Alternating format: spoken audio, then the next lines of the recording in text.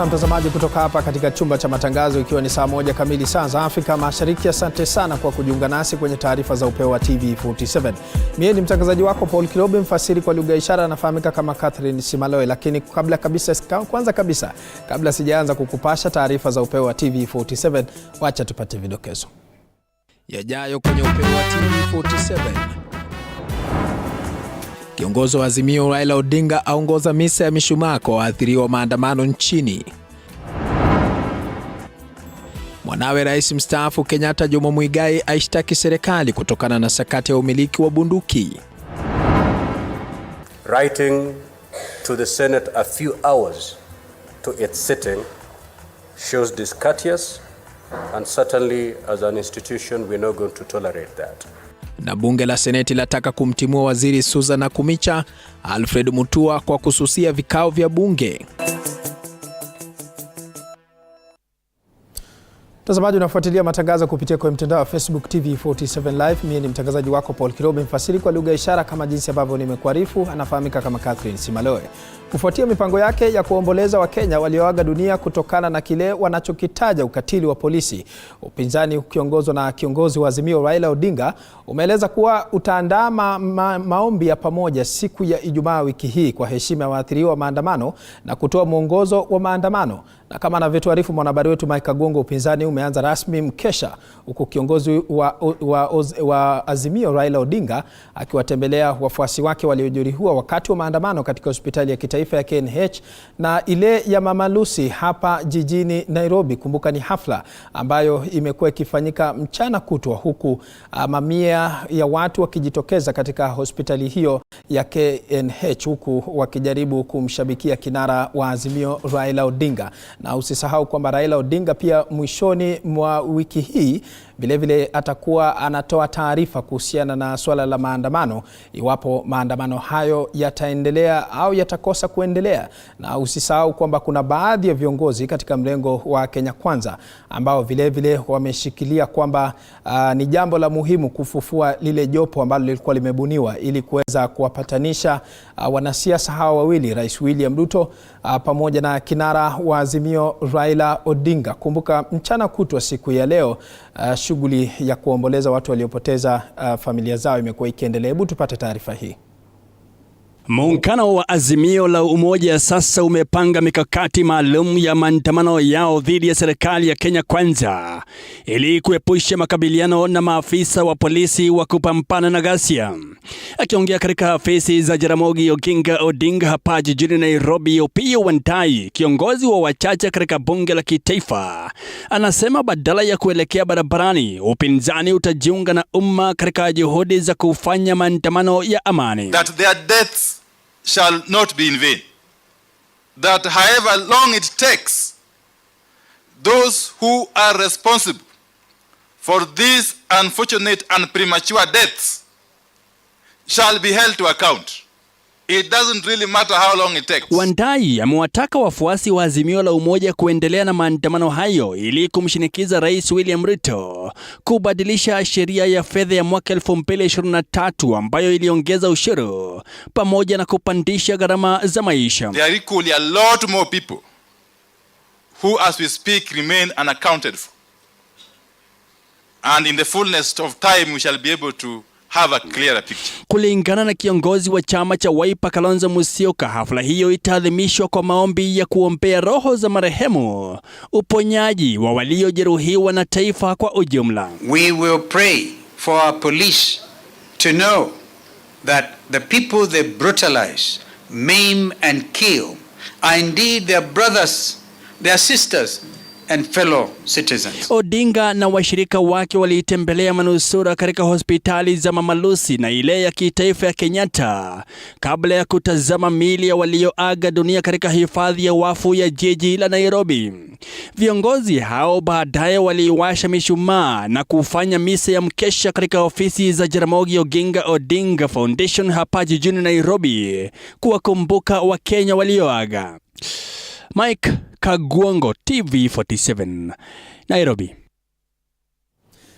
Na tukiachana na taarifa yake Mike Kagwongo kutoka hapa katika jiji la Nairobi kufuatia tangazo la azimio la kusitisha maandamano ya Jumatano na badala yake kuandaa maombi maalum kwa waathiriwa wa ukatili wa polisi katika maeneo mbalimbali nchini. Baadhi ya Wakenya walitii wito huo na kufanya kesha katika maeneo mbalimbali ya nchi kama vile Migori, Homa Bay na Mombasa. Hebu tupate mengi kutoka kwa ripota wetu Grace Kuria.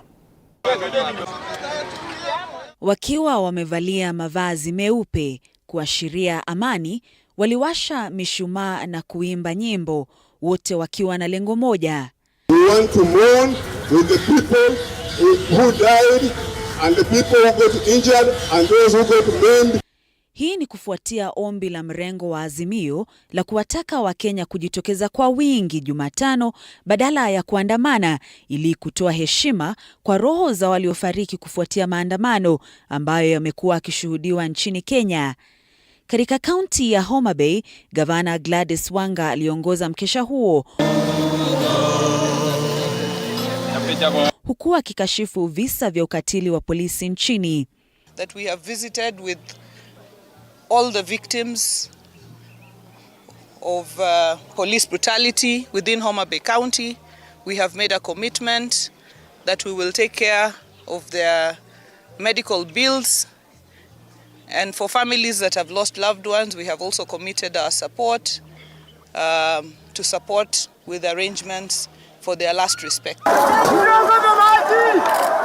Makumi ya watu wamepoteza maisha wakati wa maandamano ambayo yamekuwa yakifanyika takriban kila wiki, huku watu wengi wakijeruhiwa. Maandamano hayo yamekuwa kutokana na gharama kubwa ya maisha nchini miongoni mwa masuala mengine. Today is our day. It's our peaceful day, and we are here to pray for those who are injured and those who are at the hospital. We are praying for them. Hata hivyo, wanasema wanasubiri maelekezo kutoka kwa kiongozi wa Azimio Raila Odinga kuhusu kitakachofuata baada ya mikesha hiyo ya leo. Grace Kuria, TV47. Naam, tukiachana na taarifa yake Grace Kuria, Rais William Ruto hii leo amehudhuria mkutano wa wakuu wa nchi za Afrika kuhusu rasilimali watu nchini Tanzania ili kutafuta mwanga wa kustawisha bara la Afrika kiuchumi.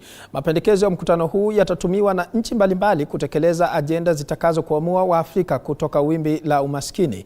Anajiri tetesi za ziara ya Rais wa Tanzania Samia Suluhu Hassan nchini Kenya zimetupiliwa mbali na msemaji wa Ikulu Hussein Mohamed akisema kuwa Rais Ruto hajakuwa na mkutano wowote nchini Kenya na Rais Suluhu kama wanavyodai viongozi wa upinzani. Atakaporudi kutoka Tanzania, Rais Ruto anatarajiwa kuzuru mkoa wa Pwani wikendi hii. Ziara hiyo itawaleta viongozi wa Pwani pamoja ili kujadili mustakabali wa maendeleo katika eneo la Pwani. Kila rais ambaye anakuja Kenya, or any president who comes to meet the president of Kenya, there are established protocols na Ministry of Foreign Affairs. Okay? So they will communicate and they will handle all the protocol, and of course we will know that a president or a visiting head of state or president has come to meet the president of the republic. Of course, that is not to say a president can come to a country or cannot come to a country for holiday or whatever. But for all the presidents that have come to meet the president of the Republic of Kenya, it has been documented. We have all seen that several heads of state have come to meet the president of Kenya through established protocols in the Ministry of Foreign Affairs. Hiyo ingine ndugu yangu aliyesema hiyo kitu, aliyesema alikuwa hapa, I think that is the best person to address that question.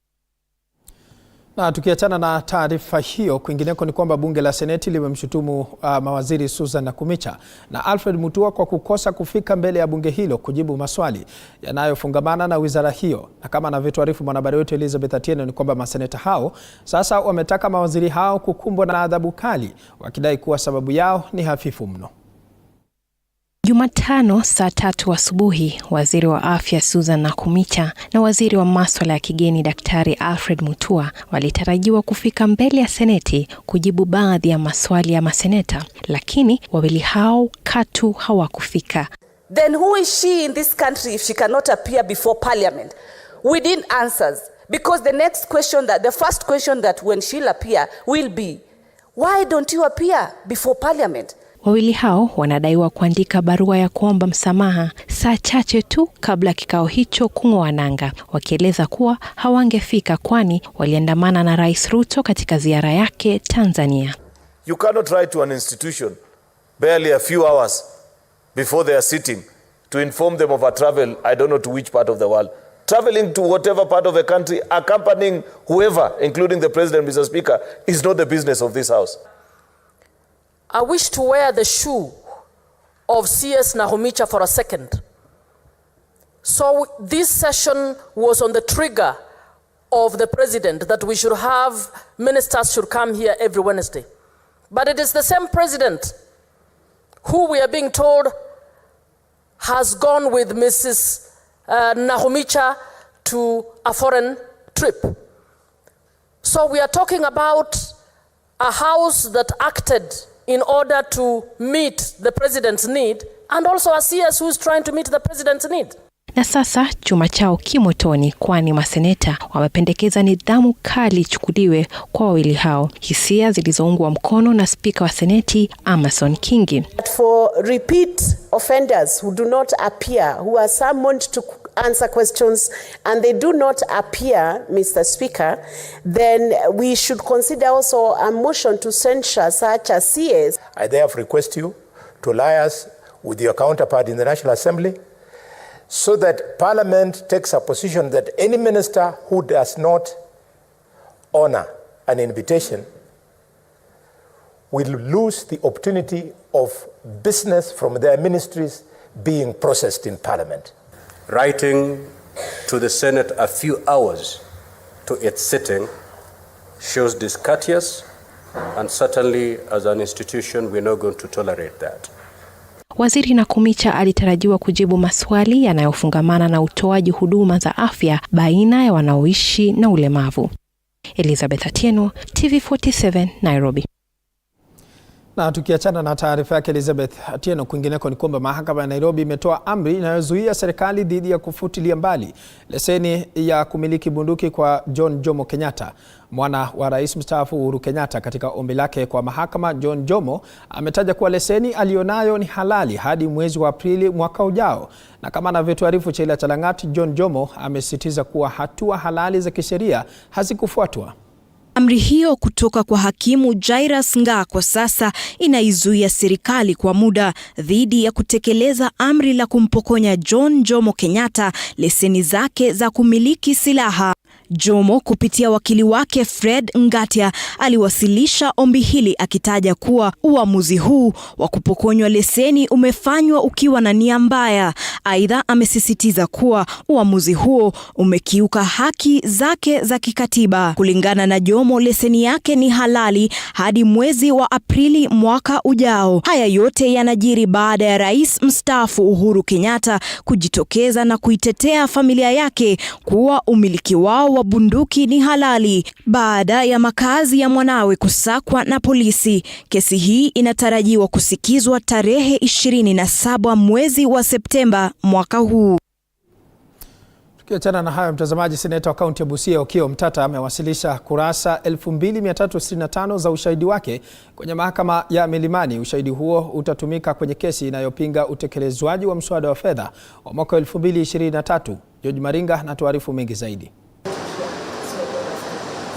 Tarehe 28 mwezi huu, mahakama kuu ya Milimani inatarajiwa kutoa uamuzi wake iwapo mswada wa fedha wa mwaka 2023 utatekelezwa au la. Siku mbili kabla ya uamuzi huo, seneta wa kaunti ya Busia ambaye ni mlalamishi mkuu amewasilisha ushahidi wake mahakamani. Omtata alifanya hivyo kwa kuzingatia maagizo ya mahakama. The budget itself, the contents of the budget are to some extent fraudulent. There's what we call budgeted corruption within that budget, which if removed, then Kenyans will not have to pay through the nose, the way we are being forced to pay. So that's why we took the trouble to produce the evidence, which runs to 2,365 pages, to show that the budget-making process in Kenya is totally unconstitutional. It violates the Constitution, it violates the Public Finance Management Act, Jaji Mohamed Warsame, Kathurima Mtuinoti na Hello Omondi walifikia tarehe 28 mwezi Julai kuwa siku ya uamuzi huo muhimu baada ya waziri wa fedha Profesa Njuguna Ndung'u kusema kuwa kusimamishwa kwa utekelezwaji kutalemeza shughuli za serikali. Juma lililopita, Jaji Mkuu Martha Koome aliwateua majaji watatu kusikiza kesi husika. Majaji hao ni David Majanja, Lawrence Mugambi na Christine Moel. And you'll find that even in the current budget, if you look at the development side of things, it's well balanced. The borrowings are there, the loans are already declared, which are going to be the finance ABCD. So there's no deficit in the budget. So the question is, if through taxation we are raising enough money to pay our current expenditure and part of our development expenditure, why are we going onto the domestic market to borrow money that we don't need? Taifa litasubiri kwa hamu uamuzi wa mahakama, japokuwa mamlaka ya kudhibiti bei ya bidhaa za petroli nchini EPRA kuongeza bei za mafuta mwanzo wa mwezi huu. George Maringa, TV47, Nairobi. Na tukiachana taarifa yake George Maringa, kwingineko ni kwamba Rais William Ruto na kinara wa Azimio Raila Odinga wanasemekana kuwa wamekubaliana kufanya kazi pamoja kulingana na baadhi ya wandani wao. Ujumbe huu ambao umejiri siku moja baada ya Rais na Odinga kusema kuwa wako tayari kwa mazungumzo. Mrengo wa Kenya Kwanza unasisitiza hakuna makubaliano yoyote yameafikiwa kuhusu handisheki au mkataba wowote. Amejiri huku viongozi hao wakiwa chini ya shinikizo kali kutoka kwa mabalozi ni viongozi wengine kufikiana, kama Apollo Kamau anavyotuarifu. We should call off the maandamano. Hatua ya kinara wa Azimio Raila Odinga kusitisha maandamano na kumtambua hadharani Rais William Ruto hapo jana kama rais, ikifuatiwa na ujumbe wa rais kuwa yuko tayari kwa mazungumzo, ni mwanzo tu wa ngoma, kulingana na baadhi ya wandani wao ambao wanasema viongozi hao wawili tayari washafikiana na kufikia sasa lililosalia ni tangazo la mkataba wa maelewano yao. Ingawa taarifa kuhusu mkataba huo bado hazijafichuka, baadhi ya viongozi kutoka mrengo wa Kenya Kwanza wamekanusha madai hayo, wakisema hakuna handisheki au ugavi wa mamlaka. I can assure you, there is no matters concerning post-election arrangement, power sharing, which President will discuss with Raila Odinga or any other person. Because matters power of this nation was dealt with in a very decisive manner by Kenyans on 9th of August last year.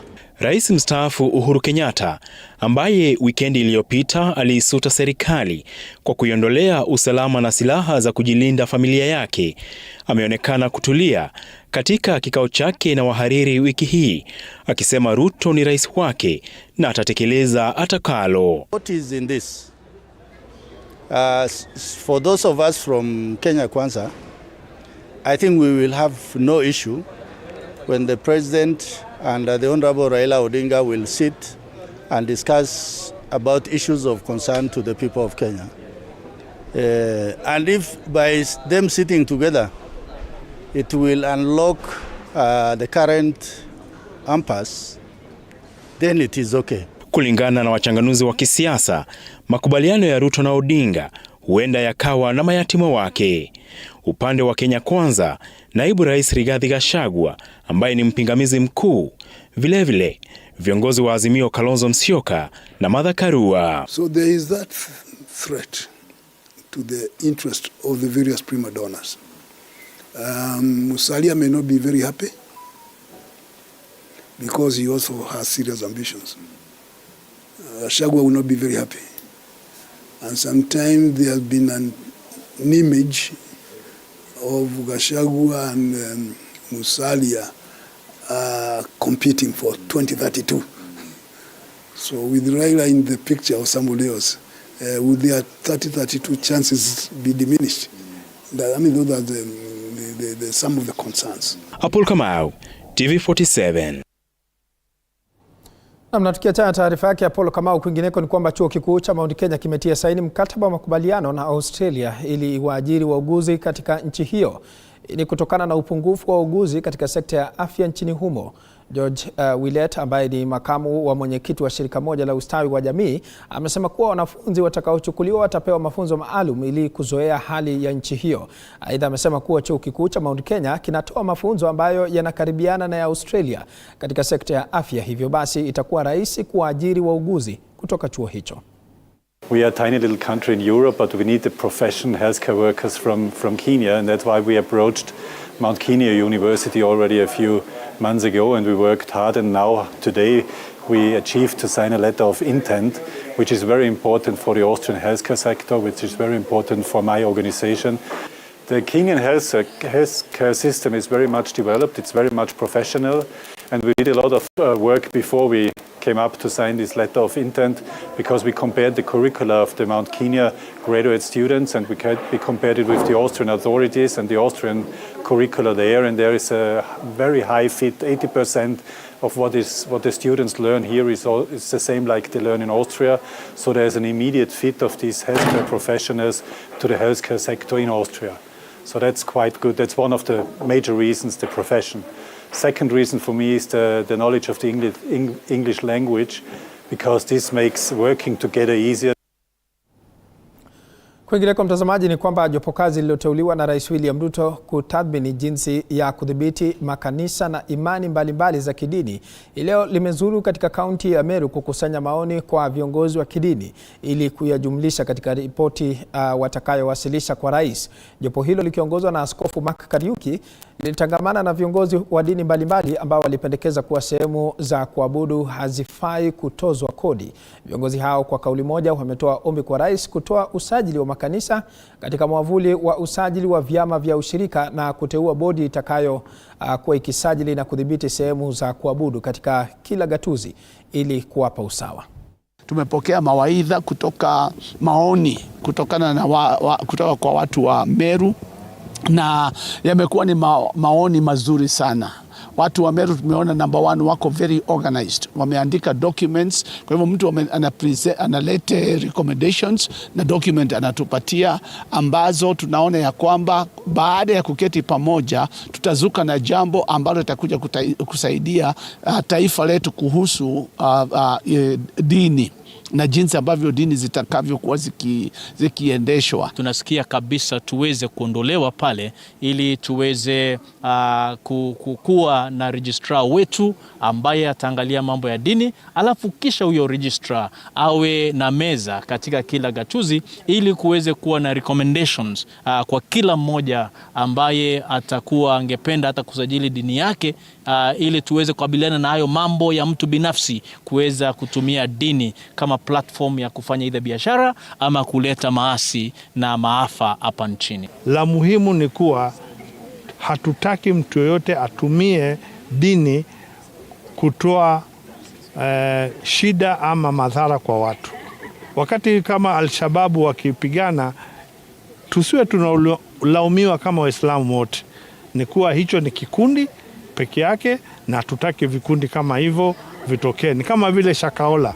Hiyo ilikuwa ni wazo la mtu kwa binafsi, na hatukuona Wakristo wote Kenya wanalaumiwa.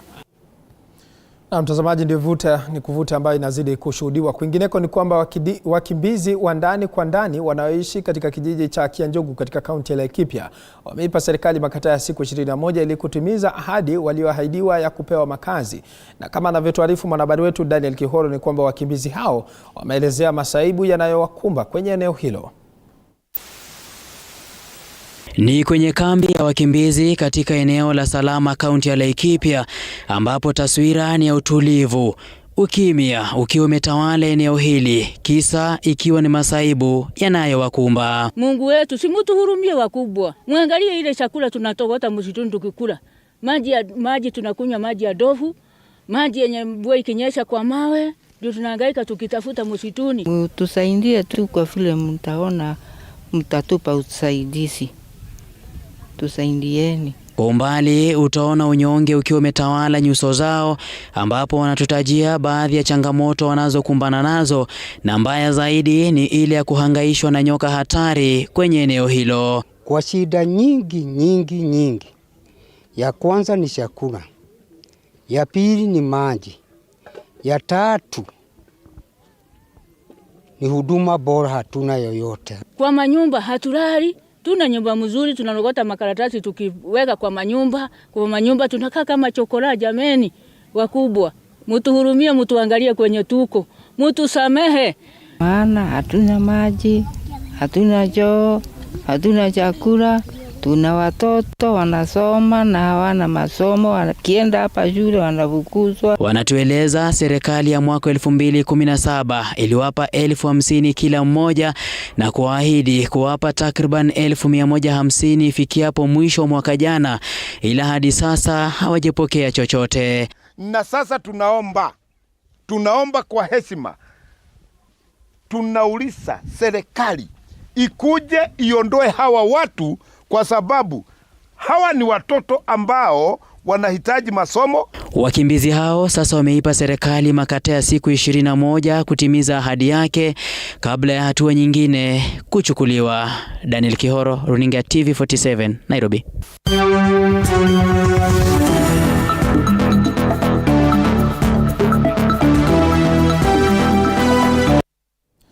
Na mtazamaji, tukiingia michezoni, wawakilishi wa shirikisho la soka barani Afrika CAF mapema leo walikagua uga wa Moi Kasarani. Ukaguzi huo unaendelea huku Kenya ikizidisha matumaini yao ya kuwa mwenyeji wa dimba la soka barani Afrika AFCON mwaka 2025.